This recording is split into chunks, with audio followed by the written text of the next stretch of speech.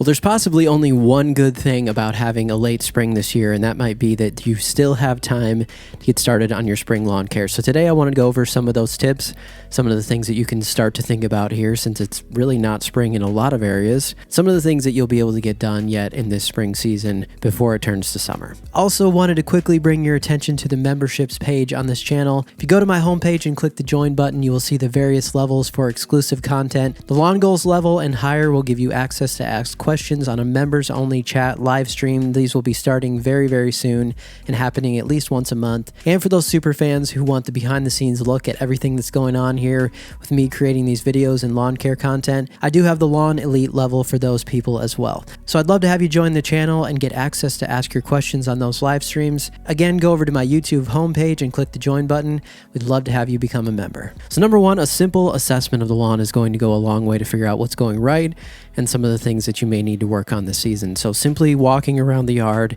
figuring out which areas look good and what you might have for problem areas and noting that down is going to help come up with a plan and maybe some things that you may need to research as well. So pay attention to thin areas in the lawn, pay attention to any weeds that you might have emerging so you can go try to figure out what those are and what the control might be for those. And make sure that if you've not done a measurement of your lawn, a simple length by width to give you the square footage of each section, and make sure that you have that on a map. So going forward, whatever products you need, whatever you need to apply, you'll be able to know exactly how much square footage you're dealing with. Surprisingly, some places up in the north still have some snow going on.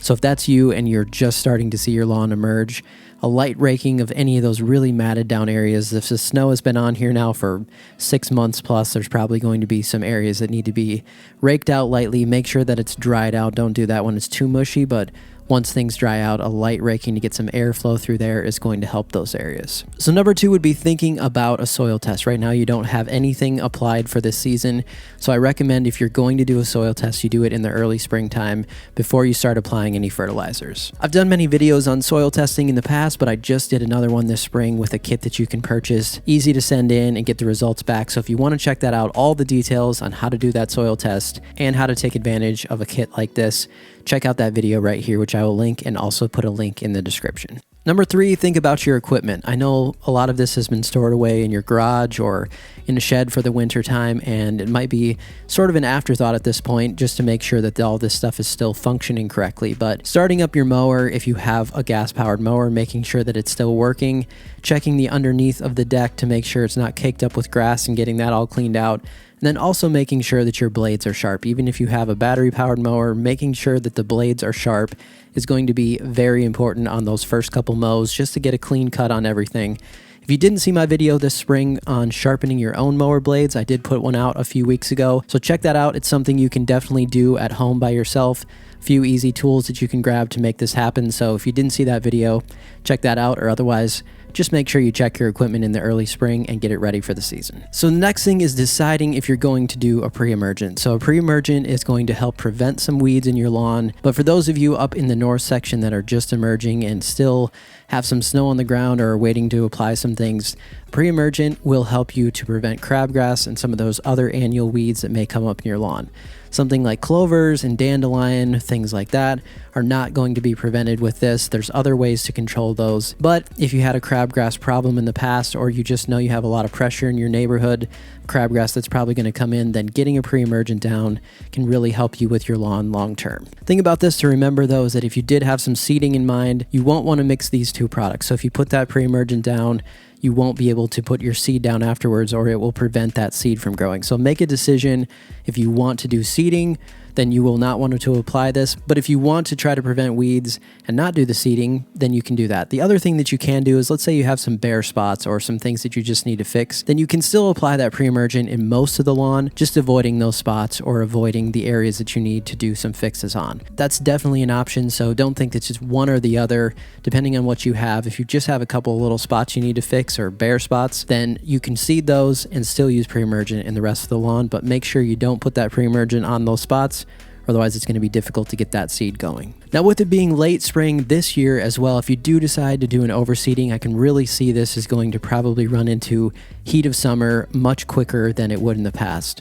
So the thing that you're going to have to remember with this is some of that may die off. Some of it's probably going to have a tough time surviving that summer heat, being that the roots are not very established at this point. Just keep in mind that you probably will need an overseed in the fall on cool season lawns, especially if you're starting a seeding as late as sometime in May, and it might typically get up to very warm temperatures in early June. That's not a lot of time there before you get to the heat. So I think this year, especially with seeding going later into the spring, if you're going to do that project, make sure you have some more on hand for a fall overseed. The other thing you can think about is if you did have a seeding project in mind and you were thinking about doing it this spring, but it keeps getting pushed farther and farther towards the summertime, then remember that you're really not that far away from fall at this point. So that would be a decision right now you could definitely make if you want to wait just a few more months to get to the ideal season of late summer, early fall.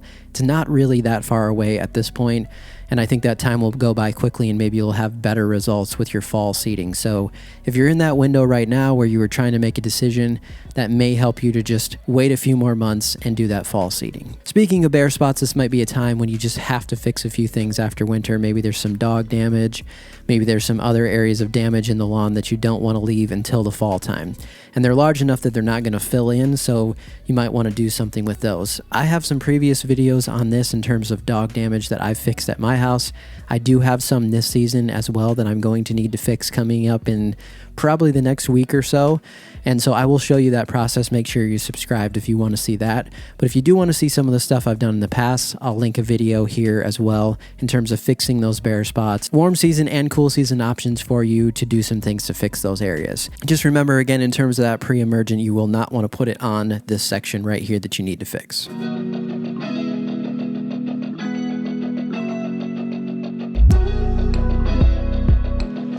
So I know a lot of you are beginners and are just wanting to learn some of the basics of your lawn. You don't necessarily know what to do with seeding, or do you not need to do seeding, or even some of you don't necessarily know which grass types you have and what you need to do with those grass types. So I'm going to have another video coming out soon about the basics of getting a lawn from a very neglected space to something that's much more presentable in a season. I did this on a project lawn not too long ago, so we'll be referencing back to that, but also I'll be showing you some of the general tips that I have for just improving things in one season. Remember that lawn care takes some time, it takes some patience.